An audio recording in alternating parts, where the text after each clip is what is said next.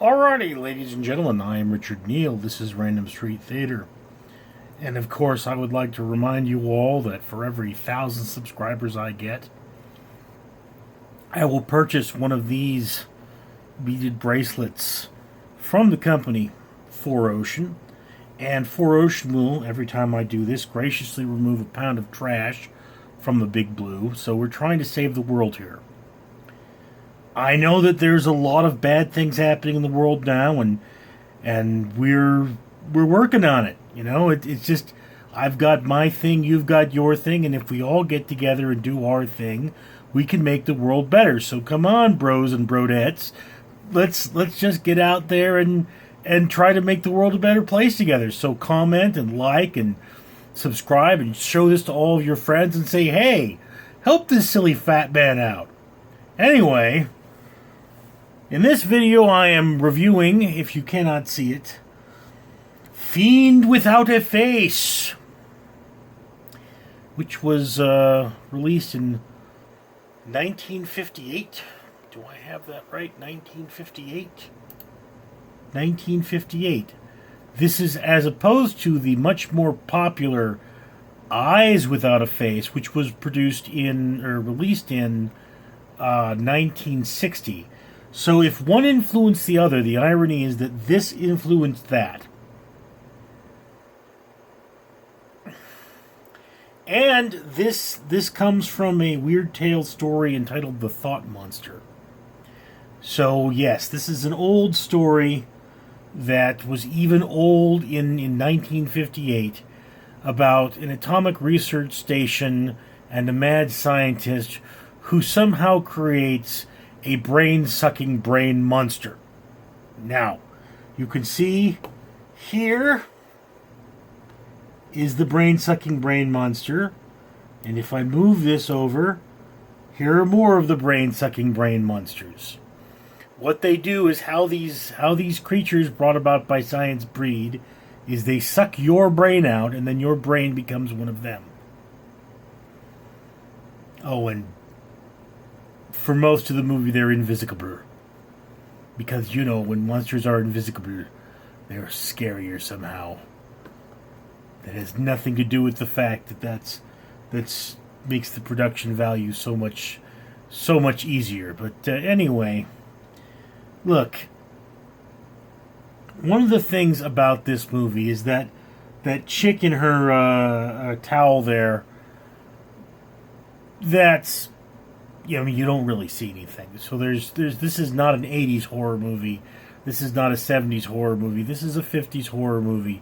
And, you know, you didn't get to see much. That's just how the world worked.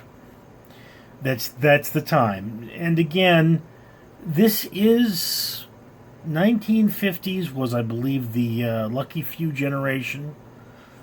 Very little really happened in this. It was a Korean War era sort of a thing. And, you know, what happened there was that you had this explosion of wonderful science fiction. So this is the height of the Cold War, where everyone has this underlying fear.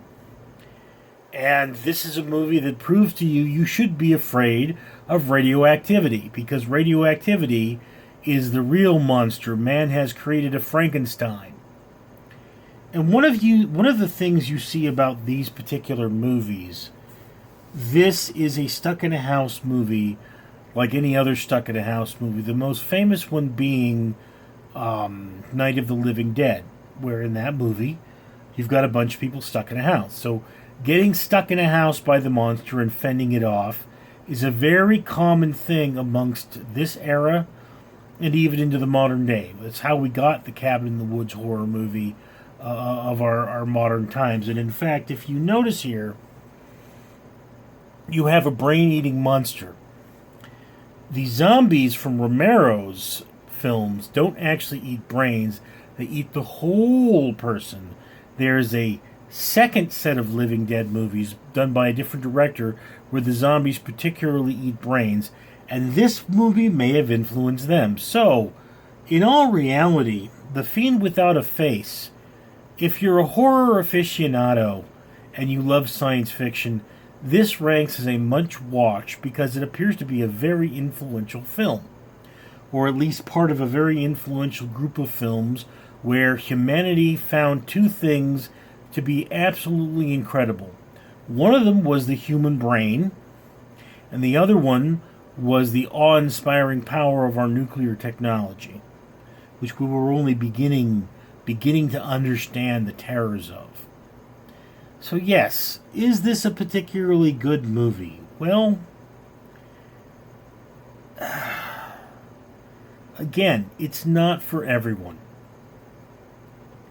I personally would put this on your watch list because guess what? You can see a free version of it online on YouTube. Just Google Fiend Without a Face and several copies will come up. If you insist on paying for it, I believe Amazon Prime has it for about $4.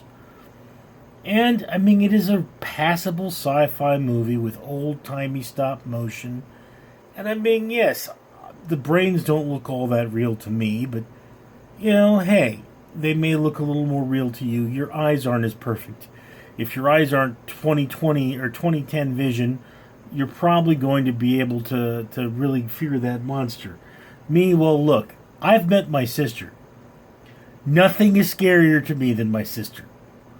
I mean, it's like, go into a room with a bear or be stuck with your sister for a week. Bear. Bear. Bears taste good. Besides, I can hit a bear. Can't hit a woman or whatever my sister is. But I digress. So yes, again, this is a properly done film with reasonable acting and fine, dark, and eerie cinematography. It sets the mood with a lot of dark shots, and then in the end devolves into this nightmarish scenario where people are being destroyed by their own intellectual organs. For me, for fans of the genre, this is a must-watch. If you're a horror geek, this is a must-watch. For the general population, put this on your watch list. It is a fine movie, and you should watch it at some point in your life. Maybe when you don't have a lot to do, but definitely watch it. It is a fine film. Anyway, I am Richard. I'd love to hear what you think down in the comments below. And remember, I'm trying to save the ocean here. Help a brother out. Greetings, capitalist pigs! Cannot see the blood of my enemies Borgoff, reminding you to like and comment on this video. And you can find more of me on the Power Sister Horsies exclusively on Absurd TV. Directed by Mark Schaefert.